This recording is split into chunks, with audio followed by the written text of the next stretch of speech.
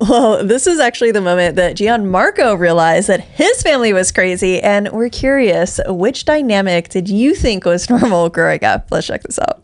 When you're a kid, you don't realize your family is but then there's a moment where you realize everything's not quite right. And for me, it was 7th grade. I was at my friend Kevin's house for a sleepover. Me and Kevin, we were playing video games. Suddenly, Kevin's dad walked in the living room and was like, "Who wants to see Pirates of the Caribbean tonight?" And then Kevin's mom ran in and was like, "Absolutely not. That is way too mature for their age." And Kevin's dad was like, "But I really want to see Pirates of the Caribbean." And Kevin's mom was like, "I think you'll survive, Kirk." And then my friend Kevin was like, "I am so sorry you had to see that." That was the healthiest disagreement I ever heard in my life.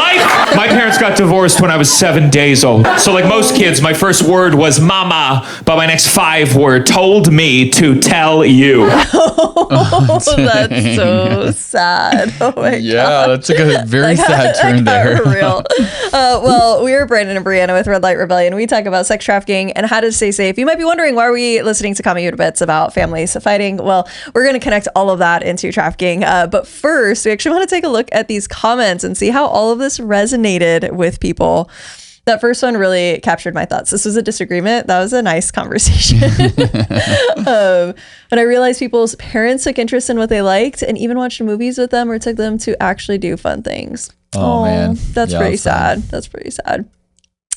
Seeing my friends' parents go through divorce made me really, really jealous. That's how effed up we were. Oh, that's sad as well. Yeah. I'm still stuck on 7th grade too young for parents. That was my thought too. I feel like I saw like Pirates of the Caribbean in middle school. It wasn't like a big deal. All right. And then this one, I realized that our home was the home that kids went to be shocked when my oldest was around 15. My son told me this. He and his friends were in his room and they could hear me scream. His friend jumped up scared and asked, "Aren't you going to help your mom?" And my son was confused. He said, "No, Dad's probably tickling her." Guys, that's so sad because that means that that friend was living in a home where when his mom screamed, she was actually being hurt. They needed to like jump up and like save her and like help her out of like a violent, dangerous situation. Guys, that's like so sad. But unfortunately, those are the dynamics in families, right? Like some families really don't have any fighting. Like I remember my friend telling me that like her parents never fought. And I was like, I was told, like that too. I was told all parents fought. That's what my mom told me. Which now that I'm an adult, I think that's probably right. There's disagreements. Some are louder, some are not as loud, but they can even get to the point of actual like domestic violence, and which is completely unfortunate. Well, yeah, and having no disagreements is a whole other problem. Yes, like on the other side definitely of be a whole nother problem. But we wanted to talk about this because it actually reminded us of a story from a survivor that we heard of. And her story was in a documentary, and she described her home, the family that she came up in, and there was a lot of domestic violence. She would be beat by her family. There was weapons in the home. And so when she was like 13, 14, she's like, "I'm out. Like, I don't want to do this anymore." Left only to get like picked up by a pimp who lived in the neighborhood and the area. And then she talked about how he like promised all these things, that he could be like a father figure and the person she could love all wrapped into one, which is like very typical in like a trafficking, like recruitment, like grooming process. But then she talked about how he eventually started beating her and how it was like so normal for her. She was just like, "Well, it's not any different than what I was experiencing at home. But at home I got beat for no reason. And out here, like I didn't bring enough money. So of course he's going to beat me because I didn't help with the family. I didn't contribute. I didn't, help with like the trafficking family dynamic. Whereas at home, it was just like random. It was her parents. It's not supposed to be that way." And so it was a very fascinating. Well, and that's so crazy because I feel like in one sense, the trafficking situation, that almost makes more sense because there's like, I didn't bring enough money home. So, okay, there's a consequence. Where at home, it's like just no reason violence. I feel like the trafficking situation might even feel safer because it might even feel like there's an aspect of that you can control in a situation like that. Yeah, like I'll go out, I'll bring in more money so they know that I'm valuable. And versus at home, it's where like you can earn your way out into a space of like escaping hard times, or earn your way into being good enough. Exactly. Yeah, which a lot of people feel even in their family dynamic. But like she was talking about, it sounds like her family dynamic, she was getting punished. It wasn't consequences to bad behavior. Like she was getting punished for no reason in her family. And that like messes with you. Yeah. But all of that, like pimps and traffickers, they like, and this pimp specifically, he knew her family dynamic. He was from that neighborhood. Like he knew what was what. He knew exactly what to say, the promises to make, like how to completely control her. And that's all part of the grooming process when we're talking about trafficking and how to stay safe. And we actually have a PDF that's part of our Red Flags program, specific for adults to understand grooming. In our student programs, basically all we talk about, most of it, is the grooming process that pimps and traffickers use. But this is really interesting because we see that traffickers will take what becomes normal in someone's story and take advantage of that. So they're trying to identify a need. And so this trafficker with this victim was like, hey, you need a home, you need a safe place, you need someone that's going to take care of you. And then they promised me the answer. I'll take care of that. Like, I've got your back. You can join my family, right? We're going to take care of you better than your family ever did. And so then that creates a dependency. Like, the victim needs this pimp or trafficker or predator, whoever it is in their life, in order to help them. And then that isolates them from any other source that could fulfill whatever their needs are.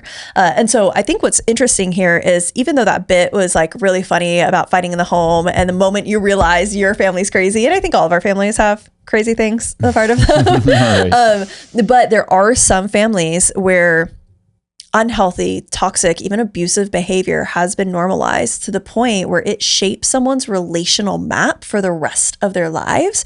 And then they're not seeing these warning signs when someone unhealthy comes into their life. They're just seeing that as just like a normal left turn in their relational map, not these like glaring warning signs that, oh, this person could hurt me, or I'm in danger, this person isn't healthy for me. Yeah, totally. And I think that's what even made us think of talking about this clip from Gianmarco in the first place, was just that moment that you realize your family was crazy or not normal or whatever, even maybe it's not the totality of your family, but just like this dynamic. And I think it just goes to show, like, you know, psychology has shown us through attachment theory that those like formative years is just what we think is normal. And so regardless of what that dynamic was, you know, whether it was like the survivor that we've been talking about that grew up in extreme violence and abuse, or other situations, you know, like Gianmarco was joking about, or like in the comments that people were mentioning as well too. And when those situations are abusive, it does create so many more vulnerabilities that traffickers can manipulate and take advantage of. That they're looking out for. Like, it really, the only relationship that can cause us to feel more or less loved than when it's not like our own relationship or a relationship with someone is our parents' relationship. Like, that relationship between our parents and how they love each other determines how well we feel loved. And that's going to create relational like ruptures, that's going to, or relational like healing. It's either going to cause wounds or it's going to cause secure attachment. And then that's going to therefore determine how we start to navigate or see, or like it colors the way that we view all the other relationships that we approach. And so I think that there's always going to be disagreements and arguments in a family dynamic. And I don't think that fighting is necessarily like the bad, unhealthy thing. I think how the fighting happens is going to determine whether that's healthy or unhealthy. And I think like between people, there's always going to be disagreements. It's just exactly how do you navigate those things? And is it this like super contentious, like violence thing, or is it like, hey, there can be a conversation and like there can be resolution throughout that? And I think that that's an important thing. I think a lot of times as a kid, you grow up, you see conflict between your parents, but you don't ever see the repair. You see the fight, but not the repair. And I think that that's like what's oftentimes missing. It's like, cool, like I saw the yelling, or I saw the disagreement, or I saw like the stone cold silence. It's not always like that big explosive fight. Sometimes it's that like stone cold silence where you're walking on eggshells. But then you don't see the repair from that. And then that's that missing link or skill set that then we're not able to then identify in other relationships to be like, oh, we had a disagreement and then it just kind of like went away. That's actually a warning sign about some unhealth. Well, like you mentioned, versus a disagreement, and then we figured out how to work together, find a win-win. No, like you mentioned the map, that type of situation of just like arguments getting left hung out to dry and like no resolution. That's a way to navigate relationships that might feel normal, but like actually over time just turns into. I'm sure John Gottman's got a bunch of stuff on that. Oh my gosh, that actually reminds me and all sorts of things. Of John Gottman's the goat on that. That actually reminds me of Dr. Patrick Carnes. If you want to share this is different like quadrants of relationships, or this high warmth, or high intention, or low warmth and low intention. And we want high warmth, high intention in our relationships. This is where there's commitment, we're both involved, there's excitement, it's a rewarding relationship, there's high trust, like the risk is mutually shared, like there's like a good give and take. But that stone coldness that we were talking about is where there's like a lot of distrust. There's no risk because nothing's being asked of each other. There's agreements are short and difficult to like negotiate. Feelings are absent. That's like someone's like just super freaking disengaged. Yeah, and in that's a bad day. Trafficking, exploitive situations, you've got high warmth, low intention. So you have affection, but it's only one-sided as far as who's taking the risk, what's the responsibility. There's not like a clear like how the person cares for you. Agreements are ill-defined, feelings are anxious, but also very like intense. And then when you have like the low warmth and high intention, that's more like a business relationship, right? So you can have different types of relationships, but what we're talking about is like, how do we get to that high warmth, high intention relationship where when there is arguments, then you can actually recover from those and repair those versus getting stuck in isolation or not being trustworthy or in this place where you're actually the victim and someone's taking advantage of you. Well, and like in that yellow box, that's so many trafficking situations. Oh my gosh, yes. You know, and that's where traffickers are, they're bringing this high level of warmth of like fuzzy feelings and all the like wooing and like all of that stuff, but with low intention, without clearly defined levels of commitment or like, hey, what is this connection that we have? And then puts all the responsibility on the person that they're grooming. Which I think is why it's so confusing to young people and why the grooming process is so effective, because it is high warmth. So it has these characteristics of this. It feels good. And I think that's what's so confusing is that it feels good to like have warmth and connection with people. And affection. Yes. Yeah. But there's a motive behind it. And an ulterior motive. Exactly. And then, so that's, I think I like these 4 quadrants because I think that when we start to think that just high warmth is a sign of healthy relationship, you can have high warmth and low intention, and that's going to be very exploitive, right? Yeah. And then you can also have high intention, but no warmth. And then that's not also going to be a dynamic that we want. And I think depending on our family units, how we grew up, we're going to kind of feel more comfortable in one of these brackets or another.